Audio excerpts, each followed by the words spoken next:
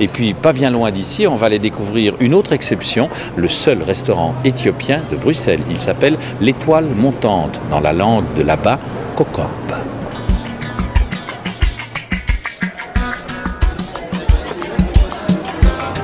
Le Kokob, c'est l'histoire de trois copains, Nassim, Haile et Pierre, qui décident un jour d'ouvrir un restaurant éthiopien. L'Éthiopie, ce pays souvent évoqué lorsqu'il est question de sécheresse, de famine ou de guerre. Ici, il est plutôt question de faire frémir les papilles et d'évoquer cette cuisine, l'une des plus anciennes du monde, et qui offre une myriade de senteurs et de saveurs. On le sait à Paris et à New York, on peut désormais le découvrir rue des Grands Carmes, à quelques pas du Manneken Pis. Alors les produits viennent principalement d'Éthiopie en direct.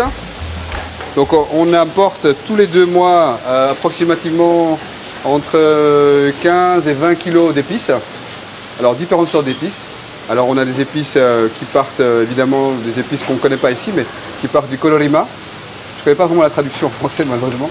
Le colorima, le berbéré, le mitmita, netsenafunch. Et alors je dirais qu'on a une dizaine d'épices qu'on importe d'Éthiopie régulièrement. On ajoute quasi, à part du sel et le poivre, quasi rien comme épices, je dirais, européennes.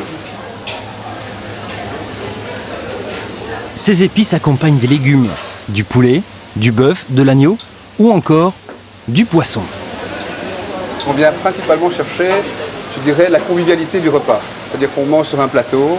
Hein. Étant donné qu'on mange sur un plateau, on mange tous ensemble sur ce plateau. C'est quelque chose qu'on ne retrouve pas forcément ici en Europe aujourd'hui. Et c'est la manière traditionnelle de manger en Éthiopie. Je ne sais pas si je peux aider, mais, non, mais ça va très bien. Superbe. Voilà, merci, voilà. Haile. S'il te plaît. Je t'invite à t'asseoir quand même, tu es chez toi. Pourquoi aussi. pas, oui. Hein? Bonne idée. Ça aussi, ça a voilà. plein de saveurs. Alors, ça, c'est la crêpe. Hein. Voilà, donc ça, c'est... Oui, parce voilà. que, effectivement, il n'y a pas de couvert.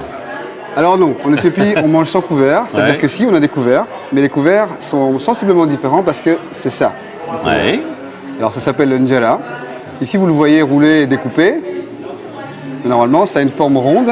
Si on la détache comme ça, c'est une forme ronde qu'on roule et qu'on découpe pour que ce soit plus maniable, je dirais. C'est quoi? C'est du millet? C'est du millet, exactement. Donc c'est une farine qui est voisine du sarrasin.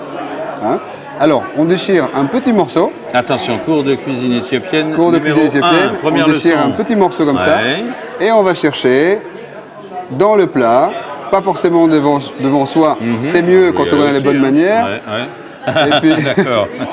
Et on prend des petits morceaux de ce qu'on veut. Alors c'est bien de mélanger, hein, et pas de prendre qu'un seul plat comme on a l'habitude de faire ici, parce que à chaque bouchée, on a une nouvelle saveur. Les saveurs s'additionnent finalement, se superposent. Voilà. Alors quoi, il y a beaucoup d'épices, de céréales. On a une distinction, on a 2 sortes de plats. On a tout ce qui est le tcha et tout ce qui est berbéré, si vous voulez. C'est-à-dire wat, kaiwat, qui est tout ce qui est piquant, et tout ce qui est non piquant, qui est globalement fait à partir de 2 sauces qui sont, je dirais, deux bases qui sont différentes. Donc on a d'un côté la lucha et d'un côté le kaiwat.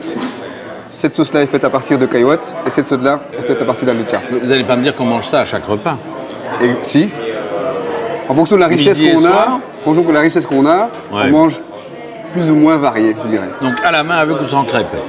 À la main avec ou sans crêpe. Le mieux c'est avec la crêpe, bien sûr. Sinon voilà, on fait comme ceci. Et on fait un goucha. Hop. Bon appétit. Voilà. Vous dites ça comment? Melkamrat.